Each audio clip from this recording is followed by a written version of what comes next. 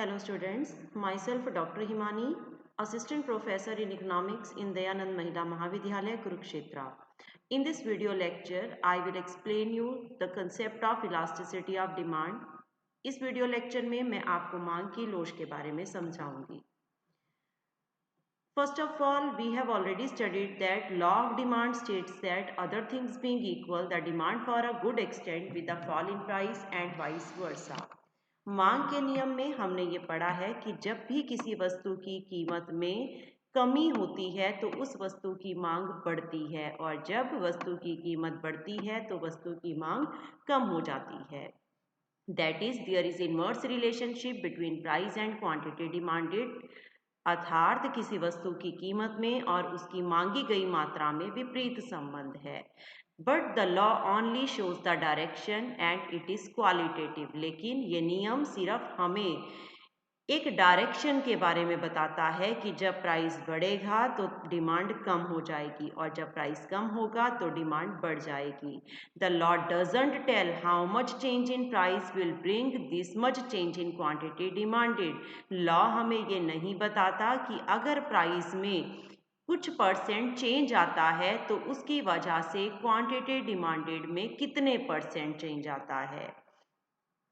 तो elasticity of demand हमें उस क्वांटिटी के बारे में बताती है. Elasticity of demand is the ratio between a cause and effect and always in percentage term and it is quantitative. मांग की लोच एक कॉज और इफेक्ट का रिलेशनशिप है जो हमें ये बताती है कि प्राइस में अगर कुछ परसेंट चेंज आ जाता है तो उसकी वजह से डिमांड में कितने परसेंट चेंज होगा.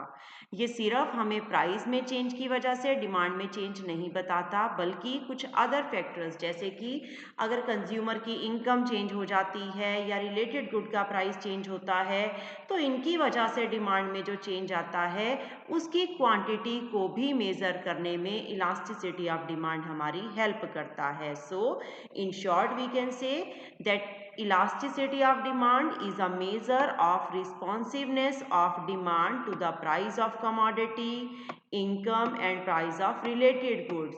हम शॉर्ट में ये कह सकते हैं कि जो मांग की लोच है वो आपको ये बताती है कि वस्तु की कीमत में, उपभोक्ता की आय में या संबंधित वस्तु की कीमत में परिवर्तन होने से मांग में कितना परिवर्तन होगा, डिमांड में कितना चेंज आएगा. Meaning of elasticity of demand. मांग की लोच का क्या अर्थ है. Elasticity of demand is a percentage change in quantity demanded of a commodity in response to a given percentage change in any of its quantitative determinant. मांग की लोच मांग को प्रभावित करने वाले किसी भी तत्व की में प्रतिशत परिवर्तन होने की वजह से मांग की मात्रा में जो प्रतिशत परिवर्तन आता है उसके बारे में बताती है. Elasticity of demand is the percentage change in quantity demanded of a commodity in response to the given percentage change of any of the determinants, whether it is price or income or price of related good. In the words of Professor Dooley, the elasticity of demand measures the responsiveness of quantity demanded of a good to change in its price of related good and change in consumer's income. Again, Dooley ने भी same definition दी कि मांग की जो लोच है वो आपको क्या बताती है कि जब वस्तु की कीमत में, संबंधित वस्तु की कीमत में या उपभोक्ता की आय में परिवर्तन आता है तो उसकी वजह से वस्तु की मांगी गई मात्रा में क्या परिवर्तन आता है. Types of elasticity of demand. There are 3 types of elasticity of demand. हम डेफिनेशन से पढ़ रहे हैं कि किसी गुड के प्राइस की वजह से, कंज्यूमर के इनकम की वजह से या रिलेटेड गुड के प्राइस की वजह से जो चेंज आता है उसे मेज़र करने में इलास्टिसिटी हमारी हेल्प करती है. तो इलास्टिसिटी ऑफ डिमांड के 3 टाइप्स हैं. फर्स्ट है price elasticity of demand, second है income elasticity of demand and third is cross elasticity of demand. नाम से ही पता चल रहा है प्राइस इलास्टिसिटी ऑफ डिमांड जो ये बताए कि प्राइस में चेंज आने की वजह से क्वांटिटी डिमांडेड में कितना चेंज आएगा। Price elasticity of demand will measure change in quantity demanded due to change in price of commodity. And income elasticity of demand, मांग की आय लोच, इसके नाम से पता चल रहा है कि कंज्यूमर की इनकम में चेंज आने की वजह से ये क्वांटिटी डिमांडेड में चेंज को मेजर करती है। It will explain change in quantity demanded due to change in income of consumer. Then last, cross elasticity of demand will measure change in quantity demanded due to change in price of related goods. जब भी किसी संबंधित वस्तु की कीमत में परिवर्तन आता है तो उसकी वजह से मांगी गई मात्रा में जो परिवर्तन होगा वो क्रॉस इलास्टिसिटी ऑफ डिमांड, मांग की आड़ी लोच हमें बताएगी। तो हम सबसे पहले स्टार्ट कर रहे हैं प्राइस इलास्टिसिटी ऑफ डिमांड से, मांग की कीमत लोच से। What is price elasticity of demand? Price elasticity of demand is the measure of responsiveness of quantity demanded of a good to change in its price, other things being equal। अन्य बातें समान रहने पर, क्योंकि हम यहाँ पे प्राइस और डिमांड का रिलेशन बता रहे हैं, so we have to write here other things being equal. इसीलिए हमें यहाँ लिखना पड़ेगा अन्य बातें समान रहने पर। अन्य बातें समान रहने पर किसी वस्तु की कीमत में परिवर्तन होने से मांग में कितना परिवर्तन होगा, मांग की कीमत लोच से पता चलता है। According to Professor Dr. Marshall, elasticity of demand may be defined as the percentage change in quantity demanded divided by percentage change in price। Simple सा फार्मूला है। Here ED, E means elasticity and elasticity of demand है, so we have write here D in the foot of E। E के foot में हमने लिखा D, elasticity of demand, E के foot में D। इसका फार्मूला क्या है? Percentage change in quantity demanded, मांगी गई मात्रा में प्रतिशत परिवर्तन, divide by percentage change in price, कीमत में प्रतिशत परिवर्तन। और आगे हमने साइन डाला है ब्रैकेट में माइनस का। माइनस का साइन इसलिए है क्योंकि प्राइस में और क्वांटिटी डिमांडेड में इनवर्स रिलेशनशिप होता है, इसीलिए ये माइनस का साइन डाला गया है। फार्मूला अब क्या बन जाएगा? अभी हमने लिखा price elasticity of demand is percentage change in quantity demanded और परसेंटेज चेंज इन प्राइस। अब आप प्राइस और डिमांड में परसेंटेज चेंज कैसे निकालोगे? सपोज आप मार्केट में जाते हो किसी गुड को लेने के लिए, उसका प्राइस P है और क्वांटिटी आप उसके डिमांड कर लेते हो Q। नेक्स्ट टाइम जब आप जाते हो तो उसका प्राइस चेंज होके हो जाता है P1 और क्वांटिटी चेंज होके आप उसकी डिमांड चेंज करके कर देते हो Q1। Percentage change in quantity demanded जब आपने कैलकुलेट करनी है तो उसका फार्मूला है change in demand. Change in demand, change को डेल्टा के साइन से डिनोट किया जाता है, change, this is change. Change in quantity demanded मतलब delta Q, divide by initial demand. Initial demand मतलब पहले क्या डिमांड थी, तो पहले डिमांड क्या थी? Q डिमांड थी। मल्टीप्लाई, परसेंटेज के लिए हम किससे मल्टीप्लाई करेंगे? 100 से। सिमिलरली अगर आपको परसेंटेज या प्रोपोर्शनल चेंज प्राइस में बताना है, कीमत में प्रतिशत या अनुपातिक परिवर्तन बताना है, then change in price. Change in price मतलब प्राइस में क्या चेंज आया, delta P, divide by initial price क्या था? इनिशियल प्राइस शुरू में क्या प्राइस था? हमने यहाँ पे P लिखा है तो initial price is P multiply by 100। Here 100 और 100 आपस में कैंसिल हो जाएंगे तो आपके पास बचेगा delta Q by Q divide by delta P by P। तो ये फार्मूला बन जाएगा। आप इस फार्मूला को कुछ इस तरह से भी लिख सकते हो। सबसे पहले तो आपको माइनस का साइन जरूर डालना है क्योंकि इनवर्स रिलेशनशिप है, और आप डेल्टा Q बाई Q है तो इसको इस तरह से लिख सकते हो, delta Q divide bye Q into जो डिनोमिनेटर की टर्म है वो रिवर्स हो जाएगी, P ऊपर आ जाएगा न्यूमिनेटर में और डिनोमिनेटर में आ जाएगा डेल्टा P। और ज़्यादा सिंप्लीफाई वे में लिखना है तो P और Q को आप इकट्ठा लिख सकते हो और इन दोनों को आप इकट्ठा लिख सकते हो। नेक्स्ट हमारा आ जाता है degrees of price elasticity of demand. मांग की कीमत लोच की कितनी श्रेणियां हैं? There are 5 degrees of elasticity of demand. मांग की कीमत लोच की 5 श्रेणियां हैं। First is perfect elastic demand, पूर्णतः लोचदार मांग। सेकंड है परफेक्ट इन इलास्टिक डिमांड, पूर्णतः बेलोचदार मांग। देन थर्ड है यूनिट इलास्टिक डिमांड, इकाई लोचदार मांग। नेक्स्ट मोर देन यूनिट इलास्टिक डिमांड, इकाई से अधिक लोचदार मांग। और लास्ट है less than unit elastic demand, इकाई से कम लोचदार मांग। हम सबसे पहले से स्टार्ट करते हैं। परफेक्ट इलास्टिक डिमांड, इलास्टिक लोचदार, पूर्णतः लोचदार मांग। इलास्टिक मतलब जिसमें चेंज आ जाए। सेकेंड आएगा perfect in elastic, in elastic मतलब जिसमें चेंज नहीं आता। तो इलास्टिक डिमांड क्या है? When demand is infinite at the prevailing price, जब वस्तु की दी गई कीमत पर उसकी मांग अनंत हो जाए तो उसे कहा जाता है perfect elastic demand. It is a situation where the slightest rise in price cause the quantity demanded of a commodity to fall to zero। ये एक ऐसी सिचुएशन है, मान लीजिए आप मार्केट में जाते हो किसी गुड को लेने के लिए, उसका प्राइस 10 है, आप उसकी डिमांड करते हो 100। कोई भी एग्जांपल आप किसी भी गुड का ले सकते हो। नेक्स्ट आप मार्केट में गए तो उसके प्राइस में बहुत स्लाइट चेंज था। स्लाइट चेंज मतलब मान लो उसका प्राइस था 10 रुपये 1 पैसे, 10.1। आपने क्या देखा? आपने देखा कि क्योंकि प्राइस इंक्रीज है, आपने इसके डिमांड को जीरो कर दिया प्राइस इंक्रीज होने की वजह से। तो ये एक ऐसी सिचुएशन है जिसमें प्राइस में स्लाइट सा चेंज आता है, उसकी क्वांटिटी डिमांडेड जीरो हो जाती है। या तो स्लाइट सा इंक्रीज होने से डिमांड जीरो हो जाएगी, या हल्का सा डिमांड प्राइस कम हो जाता, मान लो प्राइस 9.99 हो जाता, 9.99 हो जाता, तो उसकी जगह उसकी वजह से डिमांड में इनफाइनाइट इंक्रीज आ जाता। आप उसकी डिमांड 100 की बजाय 200 कर लेते, 300 कर लेते।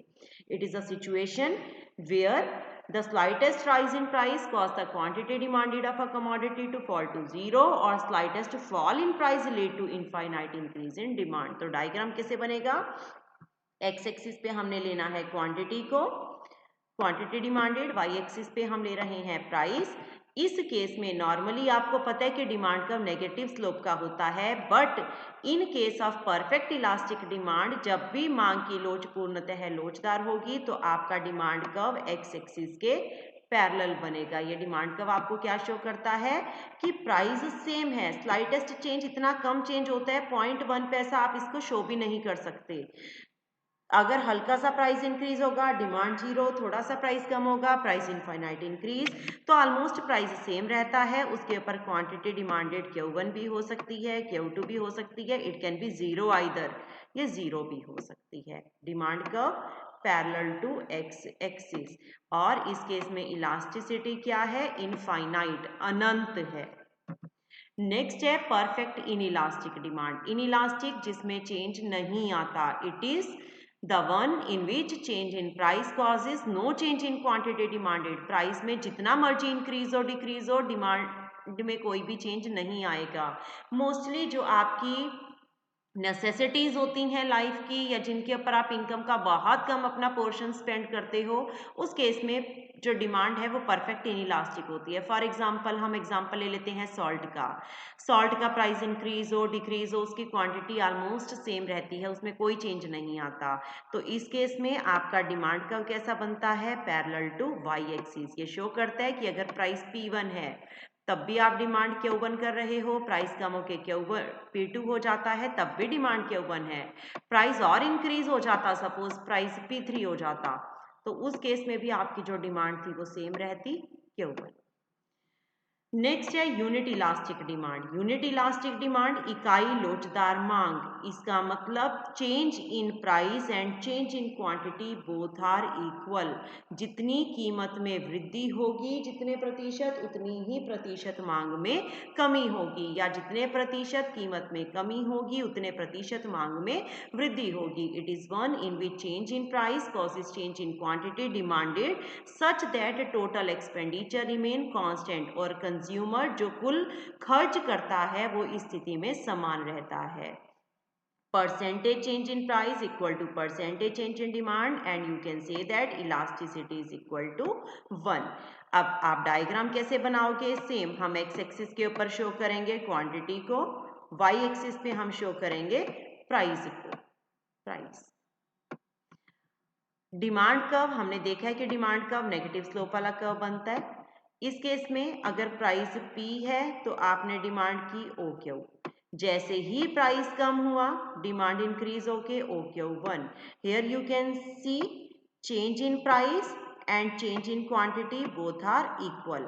और टोटल एक्सपेंडिचर कैसे हम कह रहे हैं कि टोटल एक्सपेंडिचर सेम रहता है? टोटल एक्सपेंडिचर होता है कि जब प्राइस P1 था तो उस केस में डिमांड की गई थी Q, इसका मतलब price into quantity total expenditure आएगा, तो टोटल एक्सपेंडिचर होगा OP, इस पॉइंट को आपको नाम दे दो, सपोज हमने A नाम दे दिया Q, तो ये पूरा का पूरा बॉक्स टोटल एक्सपेंडिचर बताता है। जैसे ही प्राइस कम हुआ आपने क्वांटिटी इंक्रीज की तो उस केस में टोटल एक्सपेंडिचर क्या होगा? ये वाला बॉक्स। अब आप देख सकते हो कि यहाँ पे क्या चेंज है, जितना ये बॉक्स कम हुआ उतना ही ये इंक्रीज हो गया, इसका मतलब टोटल एक्सपेंडिचर इस केस में सेम रहा। Then more than unit elastic demand, इकाई से अधिक लोचदार मांग। Demand more than unit elastic तब होती है जब प्राइस में चेंज कम हो और डिमांड में चेंज ज़्यादा हो। इसका मतलब मान लो प्राइस 5% फॉल हो जाता है, कीमत 5% कम हो जाती है, ये प्राइस है जिसमें फॉल आया, कमी आई 5%। अब प्राइस के कम होने से आपने डिमांड इंक्रीज करनी है, लेकिन क्योंकि ये मोर देन यूनिट इलास्टिक डिमांड है तो डिमांड में आप इंक्रीज 5% से ज़्यादा कर दोगे। अब अगर आप price elasticity of demand measure करते हो तो फार्मूला क्या है? Percentage change in quantity demanded, quantity demanded में चेंज है 10% और प्राइस में कितना चेंज है? ओनली 5 का, तो आंसर कितना आ जाएगा? 2। 2 इज ग्रेटर देन 1, इकाई से अधिक। इसका मतलब मोर देन यूनिट इलास्टिक डिमांड कब है? जब डिमांड में चेंज प्राइस में चेंज से ज़्यादा है। डायग्राम में सेम डायग्राम हमने बनाना है, नेगेटिव स्लोप में हमारा डिमांड कर्व होता है, सिर्फ हमने चेंज क्या करना है, यहाँ पर हमने डिमांड कर्व मोर इलास्टिक बनाना है। मोर इलास्टिक कर्व कैसा होता है, ध्यान से समझना जरा। हम अलग अलग तरह की लाइन ले सकते हैं। मोर इलास्टिक कर्व के लिए आप डिमांड कर्व ज़्यादा फ्लैट लेकर चलोगे, जितना ज़्यादा फ्लैट लोगे डायग्राम उतना ही अच्छा बनेगा। जब लेस इलास्टिक आएगा तो डिमांड कर्व ज़्यादा स्टीप होगा, इस तरह का बनेगा। तो इस केस में अगेन हम एक बार डायग्राम में तुम्हें दोबारा से बनाकर बता रही हूँ। आपने मोर यूनिट इलास्टिक शो करनी है तो आप क्या करोगे, सेम वाई एक्सिस पे प्राइस, एक्स एक्सिस पे क्वांटिटी। आपका डिमांड कर्व ज़्यादा से ज़्यादा फ्लैट कर्व बनाना है। This is your demand curve. अपने आप ले लो, मान लो प्राइस P है, इस P प्राइस को आगे एक्सटेंड किया, डिमांड आ गई Q। जैसे ही प्राइस कम हुआ डिमांड इंक्रीज हुई, डायग्राम अपने आप क्लियर हो जाएगा, प्राइस में चेंज कम है और डिमांड में चेंज ज़्यादा है। This is more than unit elastic demand. Less than unit elastic demand अभी मैंने बताया कि तब होगी जब percentage change in demand is less than percentage change in price, जब कीमत में प्रतिशत परिवर्तन ज़्यादा होगा लेकिन मांग में प्रतिशत परिवर्तन कीमत के कंपैरिजन में, प्राइस के कंपैरिजन में कम होगा। इस केस में आप कैसे डायग्राम ड्रॉ करोगे? डिमांड कब आपने ज़्यादा से ज़्यादा स्टीप बनाना है? सबसे पहले प्राइस OP, डिमांड OQ। जैसे ही प्राइस कम हुआ डिमांड इंक्रीज हुई, but increase in demand this one is less than decrease in fall in price, तो इलास्टिसिटी क्या है? लेस देन 1 है। नेक्स्ट आ जाता है measurement of price elasticity of demand. मांग की कीमत लोच को कैसे मापा जा सकता है, इसको मेजर कैसे किया जा सकता है?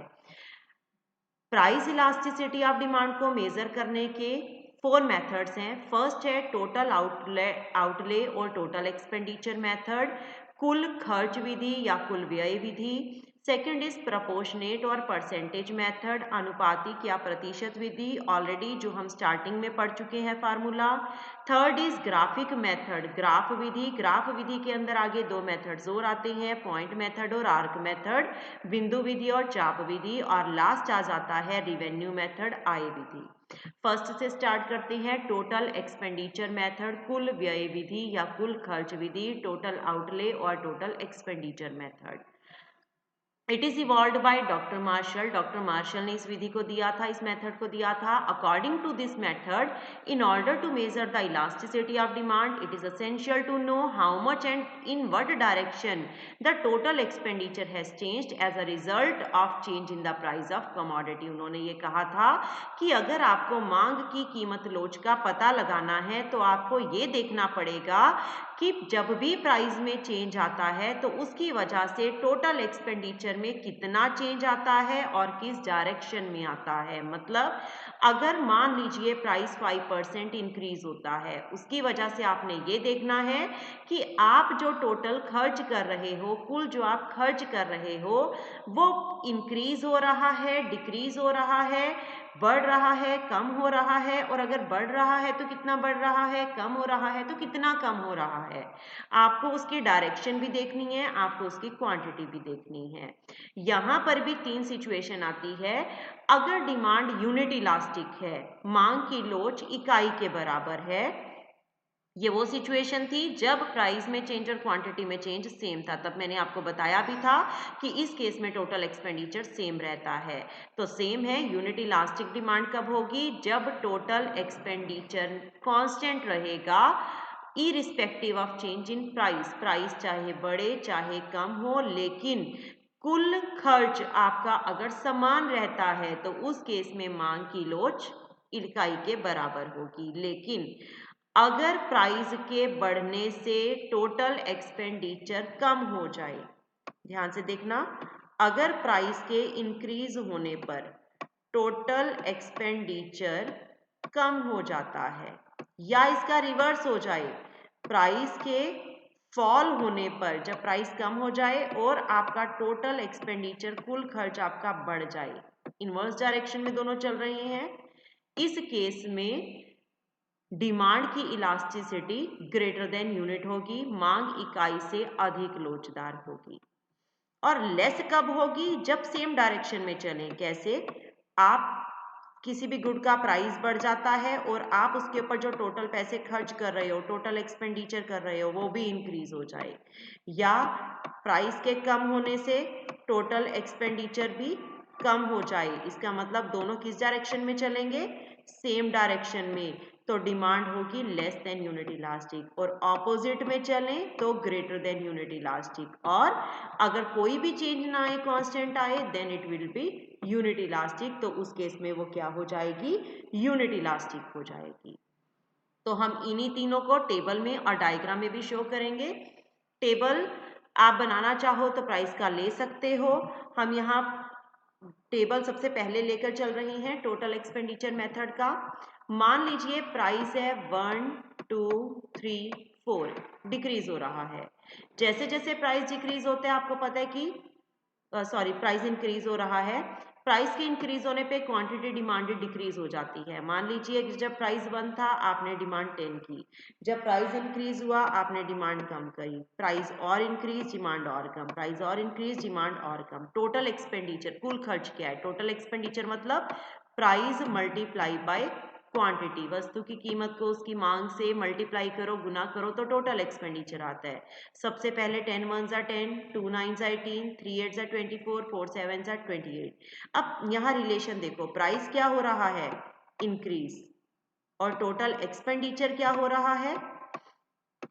वो भी इंक्रीज हो रहा है। सेम डायरेक्शन है। सेम डायरेक्शन में हमने कहा कि अगर ये सेम डायरेक्शन में जाते हैं तो demand less than unit elastic होती है, इकाई से कम लोचदार। फिर हमने अब नेक्स्ट लिया, मान लो प्राइस 5, प्राइस 5 है, 5 से इंक्रीज होके 6 हुआ, और क्वांटिटी 6 से कम होके 5 हो गई, तो टोटल एक्सपेंडिचर 5 6 जा 30, 6 5 जा 30। ये कांस्टेंट है, सेम है। जब प्राइस के चेंज होने पे टोटल एक्सपेंडिचर सेम रहे तो इलास्टिसिटी क्या होगी? इक्वल टू यूनिट, इकाई के बराबर। और अगेन फिर हम बिल्कुल सीक्वेंस ले रहे हैं, 1 2 3 4 5 6, नेक्स्ट हमने ले लिया 7 8 9 10, प्राइस इंक्रीज हो रहा है, डिमांड 5 से कम होके 4 3 2 1, क्योंकि प्राइस के इंक्रीज होने पे डिमांड कम होनी थी। Total expenditure again 7 4s are 28, 8 3s are 24, 9 2s are 18, 10 1s are 10। यहाँ क्या है? टोटल एक्सपेंडिचर आपका कम हो रहा है लेकिन प्राइस आपका ज्यादा है, इंक्रीज है। प्राइस के इंक्रीज होने पे टोटल एक्सपेंडिचर कम हो रहा है, ऑपोजिट डायरेक्शन में दोनों जा रहे हैं, तो हम कहेंगे कि डिमांड की इलास्टिसिटी कैसी है, मोर देन यूनिट, इकाई से अधिक है। अब हम इसका डायग्राम में हमने एक्स एक्सिस पे अब क्वांटिटी की जगह पे शो किया टोटल एक्सपेंडिचर, क्योंकि हम प्राइस और टोटल एक्सपेंडिचर का रिलेशन देख के इलास्टिसिटी को शो कर रहे हैं। और वाई एक्सिस पे हमने लिया है प्राइस को। डायग्राम सिंपल सा आपने बनाना है, सबसे पहले मोर इलास्टिक, फिर constant parallel to Y axis, then this type, मतलब पहले आपका नेगेटिव स्लोप है, फिर वाई एक्सिस के पैरेलल है, फिर पॉजिटिव स्लोप है। अब इसमें ये जो पोर्शन है आप इसको नाम दे दीजिए, मान लो ये ए है और ये बी है। ए से बी तक इलास्टिसिटी 1 से ग्रेटर है। क्यों ग्रेटर है, आप यहाँ देख भी सकते हो कि अगर प्राइस इतना है तो टोटल एक्सपेंडिचर इतना है, प्राइस कम हो रहा है टोटल एक्सपेंडिचर बढ़ रहा है, दोनों ऑपोजिट डायरेक्शन में जा रहे हैं, तो इसीलिए ये मोर देन यूनिट इलास्टिक है। और बीच वाली सिचुएशन, ये सिचुएशन ऐसी है कि प्राइस अगर यहाँ से कम होके यहाँ पे भी आ जाता है इस पॉइंट पे, तब भी टोटल एक्सपेंडिचर कांस्टेंट है, और कांस्टेंट का मतलब टोटल एक्सपेंडिचर सेम है, तो इलास्टिसिटी इक्वल टू 1 है। इसके बाद की सिचुएशन में प्राइस कम होके इतना हो रहा है, इस प्राइस के ऊपर तो टोटल एक्सपेंडिचर इतना है और यहाँ पे कम है, मतलब प्राइस भी कम एक्सपेंडिचर भी कम, तो इसे कहा जाएगा less than unit elastic demand, इकाई से कम लोचदार मांग। ये हमारा फर्स्ट मेथड था। सेकंड आ जाता है प्रोपोर्शनेट और परसेंटेज मेथड, अनुपातिक या प्रतिशत विधि। According to this method percentage change in demand is divided by percentage change in price. हम कीमत में प्रतिशत परिवर्तन को मांग में प्रतिशत परिवर्तन को कीमत में प्रतिशत परिवर्तन से अगर डिवाइड कर देते हैं तो आपका प्रतिशत विधि से मांग की कीमत लोच आ जाती है। दिस फार्मूला इज सेम जो हमने इंट्रोडक्शन पार्ट में किया है। थर्ड मेथड आ जाता है हमारा point elasticity of demand graphic method. Graphic method में हमने किया था कि दो पार्ट है, सबसे पहला है बिंदु विधि, दूसरा है चाप विधि। ग्राफिकल मेथड में फर्स्ट है point elasticity of demand, second आ जाता है आपका आर्क मेथड, चाप विधि। तो पहला है इसका पॉइंट इलास्टिसिटी ऑफ डिमांड, मांग की बिंदु विधि। बिंदु विधि क्या है, बिंदु मीन्स एक पॉइंट। अगर आपने डिमांड कर्व के किसी एक पॉइंट के ऊपर इलास्टिसिटी बतानी है तो उस केस में इस मेथड को यूज किया जाता है। मान लीजिए आपका डिमांड कर्व ये डी डिमांड कर्व है और आपने इसके किसी इस पॉइंट पे इलास्टिसिटी बतानी है, तो सिंपल सा फार्मूला है lower segment of the demand curve, इस पॉइंट के नीचे का part, divide by upper segment of the demand curve, point के ऊपर का पार्ट। मान लो ये पॉइंट L है, ये पॉइंट आपका A है और ये पॉइंट आपका B है, तो इस केस में इलास्टिसिटी क्या हो जाएगी, LB divide by LA, lower segment of the demand curve divide by upper segment of the demand curve. अब इसमें भी अलग अलग सिचुएशन आ जाती हैं हमारे पास, डिपेंड करता है कि जिस पॉइंट पे आप इलास्टिसिटी फाइंड करना चाह रहे हो वो पॉइंट कहाँ पर है। अगर वो पॉइंट मिड में है, मान लो ये ए पॉइंट आपका मिड पॉइंट है लाइन का, तो फार्मूला होगा ए से लोअर का पार्ट डिवाइड बाय ए से ऊपर का पार्ट। ए से लोअर का पार्ट ए से लेकर सी तक है AC, और ऊपर का पार्ट है ए से F तक, AC डिवाइड बाय AF। इस केस में क्या होगा, अगर A मिड है तो इसका मतलब AC AF आपस में इक्वल होंगे, दोनों आपस में कट जाएंगे और इलास्टिसिटी किसके इक्वल आ जाएगी यहाँ पर 1 के। सेकेंड, मान लो अगर ये पॉइंट आपका ये पॉइंट होता D पॉइंट, तो फार्मूला क्या होता, lower segment of the demand का मतलब D से लेके C तक divide by upper segment DF। तो यहाँ पे लोअर पोर्शन तो बहुत बड़ा है लेकिन अपर पोर्शन बहुत छोटा सा है, इसका मतलब इलास्टिसिटी क्या हो जाएगी, ग्रेटर देन 1। अगर आपका पॉइंट ये B पॉइंट होता तो लोअर पोर्शन हो जाता BC, बहुत स्मॉल है, डिवाइड बाय अपर पोर्शन होता BF, बहुत बड़ा पार्ट है। Small number divide by large number, हमेशा 1 से लेस आंसर आएगा, तो इलास्टिसिटी हो जाएगी लेस देन 1। अगर पॉइंट आपका C पॉइंट होता, ये C पॉइंट होता, तो इस केस में लोअर पोर्शन में कुछ भी नहीं है, 0, divide by upper portion is CF, तो आंसर क्या आ जाता, 0। और अगर पॉइंट आपका F होता तो यहाँ पे लोअर पोर्शन F से लेके C तक सारा ही है, पर अपर पोर्शन F के ऊपर कोई भी पार्ट नहीं है। Any number divide by 0 is always equal to infinity, तो यहाँ पे आपकी मांग की लोच क्या हो जाएगी, इन्फिनिटी, अनंत के बराबर। सेकेंड मेथड है इसी का आर्क मेथड। आर्क मेथड मतलब मान लो आपका डिमांड कर्व एक स्ट्रेट लाइन ना हो बल्कि एक आर्क हो, और आपने उस आर्क के 2 पॉइंट के बीच की इलास्टिसिटी बतानी है। फॉर एग्जांपल हियर आपको ए और बी के बीच इलास्टिसिटी बतानी है, तो आप ये देखोगे कि ए पॉइंट पे प्राइस कितना है, डिमांड कितनी है, बी प्राइस के पॉइंट के ऊपर कितना प्राइस है और कितनी डिमांड है, और आप इस फार्मूला को यूज करोगे। ये फार्मूला क्या है, change in quantity demanded, change in quantity demanded divide by 1/2 sum of quantity, and whole को आप डिवाइड करोगे change in price divide by sum of price। हम यहाँ पे एक एग्जाम्पल से अच्छे से क्लियर कर रहे हैं। मान लीजिए प्राइस है 5, क्वांटिटी है, आप क्वांटिटी डिमांड करते हो 1, प्राइस जैसे ही फॉल हुआ आपने डिमांड इंक्रीज की। अब इन दोनों पॉइंट के बीच में अगर आपको इलास्टिसिटी बतानी है, तो जो इनिशियल प्राइस होता है, पहले का प्राइस होता है वो P1 है, P है, चेंज होके जो प्राइस आता है वो P1 होता है। पहले जो क्वांटिटी थी इनिशियल क्वांटिटी Q, और चेंज होके Q1। अब आप ये देखो कि प्राइस में चेंज कितना आया, प्राइस में चेंज कितना आ रहा है आपका, डेल्टा P 4 - 5, 4 - 5 कितना आ जाएगा, -1, और क्वांटिटी में कितना चेंज आ रहा है, Q1 - Q, ये चेंज कितना होगा, डेल्टा Q 2 - 1 विल बी 1, मतलब प्राइस में चेंज है -1 का, और दोनों क्वांटिटी को ऐड करके क्या आता है, 2 + 1 3, दोनों प्राइस को ऐड करके क्या जाता है, 5 + 4 9।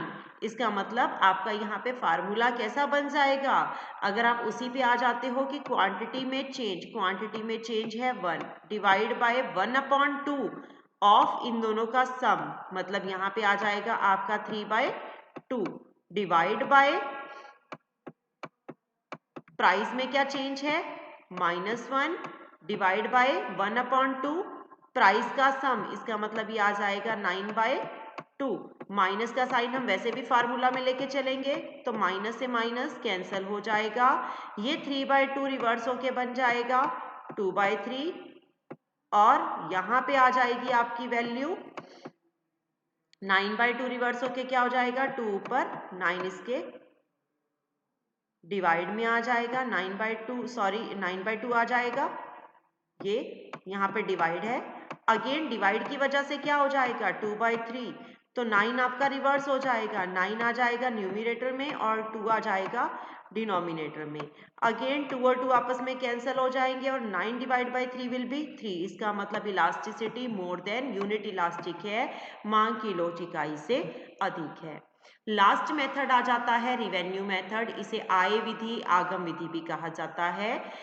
रिवेन्यू का मतलब होता है cell proceed of a firm obtained by selling it's product is called revenue. जब एक फर्म जितनी वस्तुएं बनाती है उसे बेच के उसे जो पैसे मिलते हैं वो उसका रिवेन्यू है, आय है। When total revenue is divided by number of units sold, we get average revenue of the firm। अगर आपने फर्म की टोटल रिवेन्यू को उसने जितनी यूनिट बनाकर बेची उससे डिवाइड किया, तो आपके पास फर्म की एवरेज रिवेन्यू या औसत आय आ जाएगी।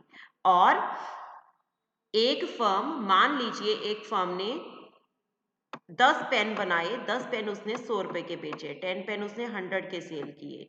जब उसने एक एक्स्ट्रा पेन बनाया तो उसकी वजह से उसकी जो रिवेन्यू था वो हुआ 105। एक एडिशनल यूनिट को सेल करने से उसके टोटल रिवेन्यू में जो चेंज आया, कितना चेंज आया, 5 का, that will be marginal revenue. Additional made to the total revenue by the sale of one more unit of a commodity is called marginal revenue. Average revenue को हम firm का demand curve भी बोलते हैं। तो जब भी आपने एवरेज रिवेन्यू कर्व के या डिमांड कर्व के अलग अलग पॉइंट पे इलास्टिसिटी को मेजर करना होगा, तो आप उसके लिए जिस फार्मूला को यूज करोगे वो फार्मूला क्या है, इलास्टिसिटी मेजर करने के लिए रिवेन्यू मेथड के अकॉर्डिंग फार्मूला है एवरेज रिवेन्यू AR औसत आय divide by AR minus MR, औसत आय माइनस सीमांत आय। इस फार्मूला को हम यूज करेंगे। यहाँ अलग अलग सिचुएशन आ सकती हैं। मान लो किसी केस में MR 0 हो जाता है। अगर MR 0 है तो ये चीज हट जाएगी। AR divide by AR answer कितना आ जाएगा? 1। इलास्टिसिटी हो जाएगी 1 के इक्वल। हम इसे डायग्राम में भी शो कर रहे हैं। मान लीजिए ये आपका एवरेज रिवेन्यू है। Average revenue curve, marginal revenue curve negative slope के कर्व होते हैं। परफेक्ट कंपटीशन के अलावा मोनोपोली मार्केट ले लो, मोनोपोलिस्टिक मार्केट ले लो, AR की शेप नेगेटिव होती है। इसी तरह से मार्जिनल रिवेन्यू भी नेगेटिव होता है, बट ये हमेशा AR से लेस होता है। सपोज हम इस M पॉइंट की बात करते हैं। ये M पॉइंट कहाँ से आया? जहां पे मार्जिनल रिवेन्यू 0 थी, आपने इस पॉइंट से ऊपर की तरफ एक लाइन एक्सटेंड की तो M पॉइंट आया। इस पॉइंट पे क्योंकि मार्जिनल रिवेन्यू 0 है तो यहाँ M पॉइंट के ऊपर इलास्टिसिटी क्या आ जाएगी? 1 के इक्वल। और अगर मार्जिनल रिवेन्यू पॉजिटिव होता, पॉजिटिव मतलब आप इसका ये वाला पोर्शन ले लेते, कोई भी ये वाला पोर्शन लेते, पॉजिटिव वाला पार्ट। अगर मार्जिनल रिवेन्यू पॉजिटिव होगा तो यहाँ ध्यान से देखना फार्मूला में, अगर MR पॉजिटिव है तो मान लो एवरेज रिवेन्यू 5 है, 5 divide by 5 minus suppose MR positive है और 4 है उसकी वैल्यू। MR हमेशा AR से कम होगा तो 5 डिवाइड बाय 1 आंसर आ जाएगा 5, और 5 क्या होगा? Greater than 1। इसका मतलब इस पोर्शन में इलास्टिसिटी इकाई से अधिक होगी। और अगर MR नेगेटिव है मतलब आप कोई भी वैल्यू ले लो, मान लो एवरेज रिवेन्यू 5 है, डिवाइड बाय फार्मूला होता है AR माइनस MR। अगर MR भी नेगेटिव हो जाए तो मान लो MR आपका माइनस का 5 है, कोई भी आप एग्जाम्पल वैल्यू ले सकते हो। यहाँ 2 माइनस और माइनस आ जाएगा प्लस, इसका मतलब 5 divide by 5 plus 5 will be 10। तो ये आंसर कितना आ जाएगा आपका? 0.5, एंड 0.5 इज लेस देन 1, इकाई से कम। इसका मतलब यहाँ 3 सिचुएशन आई। अगर MR 0 है तो इलास्टिसिटी 1 है, इफ MR इज पॉजिटिव तो इलास्टिसिटी ग्रेटर देन 1 है, and if MR is negative, अगर MR नेगेटिव है तो इलास्टिसिटी लेस देन 1 है। कुछ फैक्टर्स भी हैं जो प्राइस की इलास्टिसिटी पे अपना इफेक्ट डालते हैं, जैसे कि nature of the commodity, commodity का नेचर कैसा है। किसी भी कमोडिटी का, अगर कोई कमोडिटी असेंशियल है, जैसे अभी हमने सॉल्ट का पीछे एग्जांपल लिया, तो उसकी डिमांड इनइलास्टिक होती है, लेस इलास्टिक होती है। सॉल्ट के एग्जाम्पल में हमने लिया था नेसेसिटी है, प्राइस इंक्रीज हो डिक्रीज हो उसके डिमांड के ऊपर ज़्यादा इफेक्ट नहीं पड़ता। इलास्टिक मतलब जिस पे इफेक्ट पड़ता है, इन इलास्टिक जिस पे इफेक्ट नहीं पड़ता। मोर इलास्टिक जिसमें ज़्यादा चेंज आता है, लेस इलास्टिक जिसमें कम चेंज आता है। अवेलेबिलिटी ऑफ सब्सिट्यूट्स, जिन चीज़ों के, जिन गुड्स के सब्सिट्यूट मार्केट में होते हैं उनकी डिमांड इलास्टिक होती है, पर जिसका सब्सिट्यूट नहीं होगा उसकी डिमांड भी इन इलास्टिक होगी। गुड्स विद डिफरेंट यूजेस, जिन वस्तुओं के ज़्यादा उपयोग हैं उनकी डिमांड इलास्टिक होती है। पोस्टपोनमेंट ऑफ यूज, जिसके यूज को आप पोस्टपोन कर सकते हो उसके डिमांड इलास्टिक होगी, जिसे नहीं पोस्टपोन कर सकते उसकी इन इलास्टिक होगी या लेस इलास्टिक होगी। कंज्यूमर की इनकम, अगर कंज्यूमर रिच सेक्शन का है तो उसके डिमांड इन इलास्टिक होगी, क्योंकि प्राइस के चेंज का उसके डिमांड पे इफेक्ट नहीं पड़ेगा। मिडिल क्लास का पड़ेगा, पुअर का भी नहीं पड़ता। हैबिट ऑफ कंज्यूमर, जिन गुड्स के लिए कंज्यूमर हैबिचुअल हो चुका है, जैसे किसी ने ड्रिंक करनी है तो जैसा मर्जी प्राइस हो, सिगरेट पीनी है तो जो मर्जी प्राइस हो, वो उसके डिमांड एज इट इज करता है, उनके डिमांड इन इलास्टिक या लेस इलास्टिक होती है।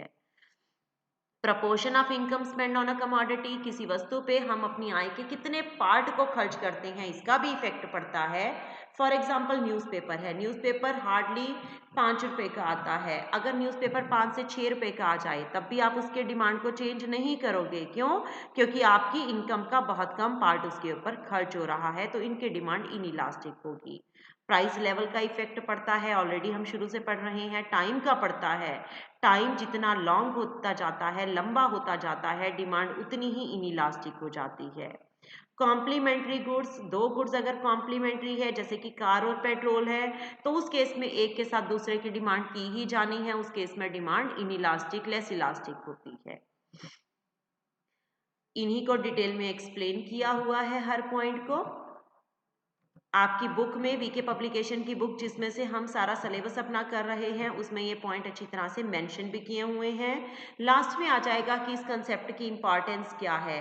मोनोपोली मार्केट में प्राइस को डिटरमिन करने में भी इलास्टिसिटी की हेल्प है। प्राइस डिस्क्रिमिनेशन किस तरह से पॉसिबल है, इलास्टिसिटी की हेल्प से हमें पता चलता है। आपने किसी प्रोडक्ट की अगर जॉइंट सप्लाई है दो गुड्स की और उसमें प्राइस डिटरमिन करना है तो आप इसकी हेल्प ले सकते हो। फाइनेंस मिनिस्टर टैक्सेस के केस में इलास्टिसिटी की हेल्प लेता है। टैक्स का जब बर्डन का डिस्ट्रीब्यूशन होना है तो जिस गुड की डिमांड इनइलास्टिक होती है उनके ऊपर ज़्यादा टैक्स लगाया जाता है। इंटरनेशनल ट्रेड में इसका यूज़ है, वेज डिटर्मिनेशन में और पॉवर्टी के पैराडॉक्स में। Next income elasticity of demand हम नेक्स्ट वीडियो में करेंगे। Thank you so much.